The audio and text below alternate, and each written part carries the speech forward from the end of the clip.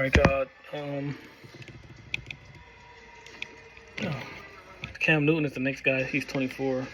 I took him over Phillip just because he's a better playoff performer.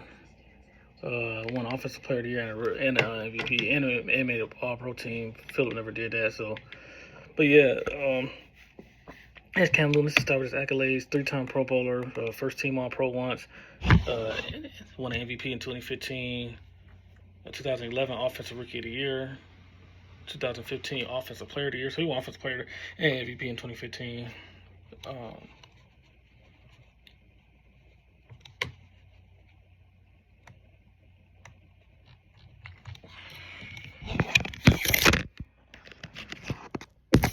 Yeah, my bad, dog.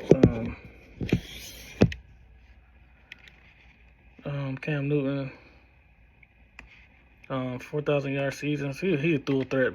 Remember that? So really 3,500 to do it, but he had one 4,000-yard season. He had four over 3,500. Seasons with at least 25 passes. He only got one. That's 35 in 2000. Then he had 35 touchdowns and only 10 picks in 2015. His MVP year, 99.4 quarterback rating. And then he had his rushing stats. He got rushing touchdowns. He got 75 rushing touchdowns, 5,628 yards. His highest was 754 in 2017. So he had 45 touchdowns total in his MVP season in 2015. Then in the playoffs, I'll do his playoff stats and go back to his regular season stats. But he came out of Auburn, as we know, arguably the best college quarterback ever. He played 7 playoff games, went 3-4, 134 for 224, 59.8 completion percentage, 1,821 yards, 10 touchdowns, 7 picks, 260 yards per game, and an 87.7 quarterback rating. His rushing yards in the playoffs.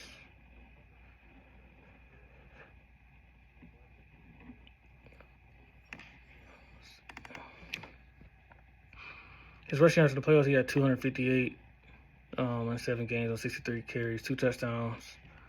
So he had 2 rushing touchdowns in the playoffs and then 10 passing. But that was only in 7 games. So let's go to his final regular season stats. 75, 68 and 1 as a quarterback, 59.9 completion percentage, 32,382 yards, 194 touchdowns and 123 interceptions. That's his passing stats. But Cam, man, that 2015 year, they went 15-1, got all the way to the Super Bowl, man, and lost to the no-fly zone defense with Chris Harrison. Chris Harrison is quick to leave.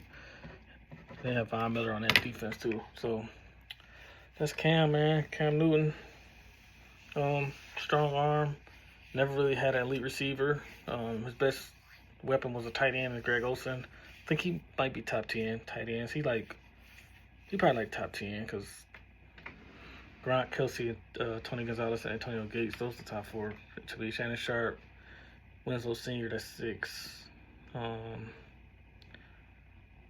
got Jimmy Graham up there, Vernon Davis, that's 8. Oh, Witten, and Olsen. Yeah, I think Olsen top 10, bro. But you still got George Kittle, too. I'll just say Olsen top 11 tight ends of all time. So let's say at worst top 15. So that's all he had really. Never really had a elite receiver really. You can say Steve Smith, but he was in his prime though. Peace.